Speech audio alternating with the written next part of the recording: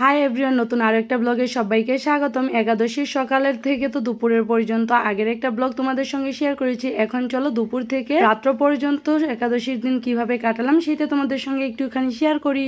আগের ব্লগটাতে তোমরা হয়তো বা দেখেছো দুষ্টপুরা কান্না করতেছিল। সে কান্না করতেছিল বিস্কুটের কিছু কার্টুন আছে, আর কার্টুনের ভিতরে কিন্তু বিস্কিট আছে, সেইগুলো দিয়ে সে খেলা করবে। বাবা বলতেছিল যে এগুলো দিয়ে খেলা করো, এগুলো তো ভিতরে ভেঙে যায়, লোকেরা নিতে চায় না, কিন্তু সে এটা বুঝছিলই না। আমি যেহেতু উপরে তুলে রেখেছিলাম সেটাই তার জিত, কেন আমি উপরে তুলে রাখলাম, ওইগুলো আবার নামিয়ে দেওয়ার পরে কিন্তু তার কান্না থামলো। এখন ঘড়িতে 1:30 বেজে গেছে, দুষ্টপুরা কিন্তু ঘুমিয়ে গেছে। তাকে ঘুমানোর আগে দেখলেই তো কলা খাইয়ে দিয়েছি, দেখলেই তো চৌকাতে তখন ডাল বসিয়ে এসেছিলাম দুষ্টপুরাকে নিয়ে ঘুম পাড়ানোর জন্য। চৌকাতে কিন্তু এখনো দেখলাম ডাল সিদ্ধ হয়নি, আরো দেরি হবে ডালটা সিদ্ধ হতে। দুষ্টপুরার বাবাকে রুটি দিয়েছিলাম আর একটুখানি সুজি দিয়েছিলাম। একটা রুটি ঠিকই চা দিয়ে খেলো, কিন্তু সুজি অল্প একটু খাওয়ার পর বাটিতে রয়ে গেল। কাপড়গুলো রৌদ্র থেকে নিয়ে এসেছি, ভাবলাম ডাল যেহেতু সিদ্ধ হয়নি তাহলে কাপড়গুলো গুছিয়ে নি। কাপড় গুছিয়ে কিন্তু জায়গা মতো রেখে চলে এসেছি মার বিছানাটা পরিষ্কার করার জন্য। আর বিছানাটার চাদরটা চেঞ্জ করে দিলাম। এই দেখো সকাল না হতে হতে আবারও 1 গামলা কাপড় কিন্তু জমে গেছে, কালকের জন্য রেডি রইলো এইগুলো। ভাবতাছি ডাল হওয়ার পর ভাত বসিয়ে দেবো চৌকাতে, আর গ্যাসে ডিমগুলো সিদ্ধ করে নেবো। রান্নাবান্না শেষ করার পর কিন্তু বিকেলবেলা দুষ্টপুরার বাবা এসেছে খাবারের জন্য,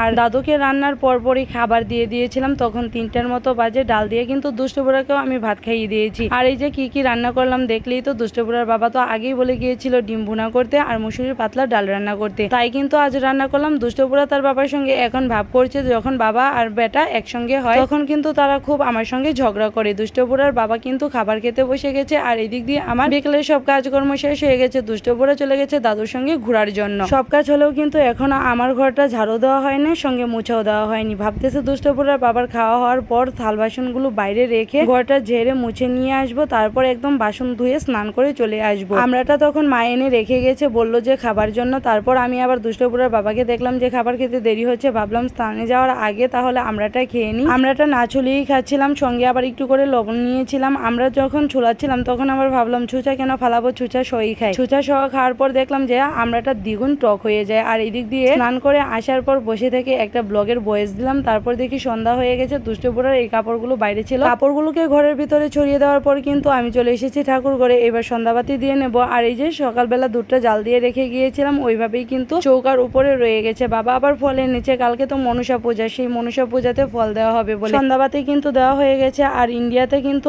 আমাদের মনসা পূজা করা হয়, আর আমাদের সব গোষ্ঠী তো জানো তোমরা যে ইন্ডিয়াতে শুধুমাত্র আমরাই একমাত্র বাংলাদেশে। আর সেইখানে আগে নাকি বলির পূজা করা হতো, এখন আবার নিরামিষ পূজা করা হয়। আগে আবার আমাদের এইখানে যে পূজা করতো তাদের ওইখানে ডিম দেওয়া হতো, যার জন্য বাবা এবছর আর ডিম টিম দেবে না, যেহেতু নিরামিষ পূজা তার জন্য ফল দিবে বলছিল। ভগবানকে আমি কিন্তু ভোগ লাগিয়ে দিয়েছি, তারপর একটুখানি আরতি করে নিলাম।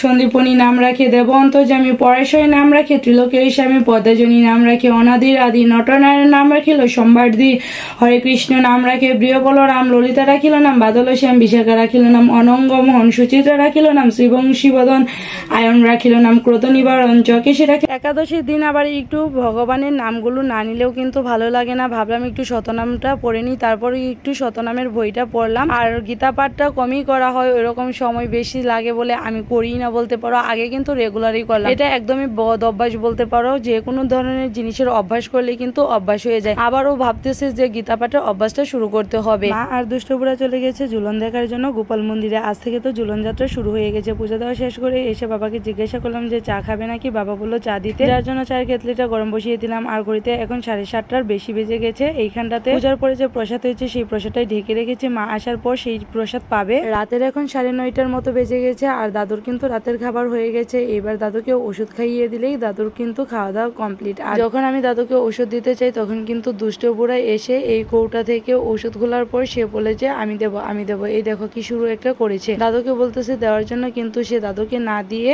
দেখো ওষুধ নিয়ে কোথায় চলে গেছে। ওইখান থেকে এসেছে দাদুর সামনে, এখন বলতেছে সে ওষুধ দেবে না। দেখো হাত দুইটাকে কিরকম ভাবে মুঠি করে ধরে রেখেছে, আর বলতেছিল যে তিনটা ওষুধ এইখানে। কালকে ওকে আমি বলেছিলাম এইখানে 3টা ওষুধ, সেই কথাটা আবার মনে রেখেছে। আজকে আবার সেই কথাটাই রিপিট করে বলতেছে তিনটা।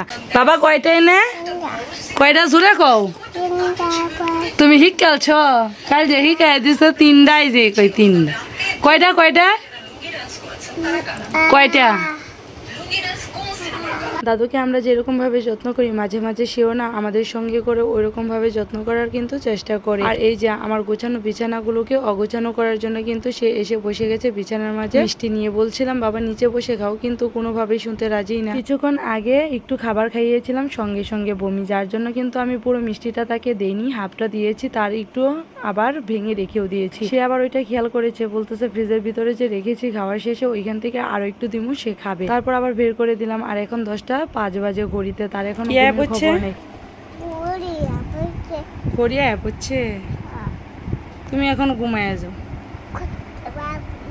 দুষ্টপুরা ঘুমিয়ে গেছে, বাবাও কিন্তু দোকান বন্ধ করে চলে এসেছে। এবার আমি ওই ঘরে যাচ্ছি, বাবাকে খাবার দেবো আর নিজেও খাবার খেয়ে আসবো। একাদশের দিন বলে কিন্তু খাবার খেতে বেশিটা সময় লাগেনি, মা তো আগে খেয়ে নিয়েছে আর এখন খাবার খায়নি, আমি আর বাবা মিলে খেলাম। খুব তাড়াতাড়ি কিন্তু চলে এসেছি, 11টা বাজতে এখনো 5 মিনিট কম আছে। আর দুষ্টপুরার বাবার জন্য খাবারটা কিন্তু টেবিলে রেখে দিয়েছি। এবার তাহলে দুষ্টপুরাকে ডাইপারটা পরিয়ে আমি একটুখানি ঘুমিয়ে পড়ি। দুষ্টপুরার বাবা দুষ্টপুরার বাবার আসতে আসতে এখনো অনেক দেরি হবে। আর দুষ্টপুরা যখন ঘুমাতে লেট করে তখন কিন্তু তাকে পায়ে নাড়িয়ে নাড়িয়ে ঘুম পাড়ালে খুব তাড়াতাড়ি ঘুমিয়ে যায়। ধন্যবাদ সবাইকে পুরো ব্লগটা দেখার জন্য, টাটা।